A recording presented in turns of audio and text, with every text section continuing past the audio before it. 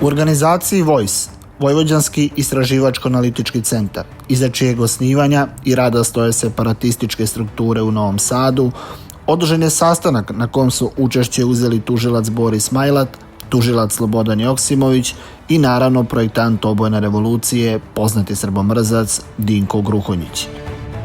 Da su haos i nasilje na ulicama Srbije sistemski organizovani i da je na delu isključivo rušenje vlasti nelegitimnim putem u kojem učestvuju autošovinisti, strani plaćenici, samoproklamovana elita i deo pravosudnog sistema, najbolje nam svedoči format održanog sastanka. Boris Majlat, tužilac je za visokotehnološki kriminal, dok je tužilac Slobodan Joksimović zadužen za istragu u slučaju pada nasrešnice u Novom Sadu, što govori u prilog činjenice udruživanja sa jednim istim ciljem – dolazak na vlast. Sprega tužilaca i Dinka Gruhonjića ostavila je ogromne posljedice po ustav, zakon i pravdu. Rezultat ovakvih sastanaka su višemesečne blokade i teror manjine nad većinskom i pristojnom Srbijom.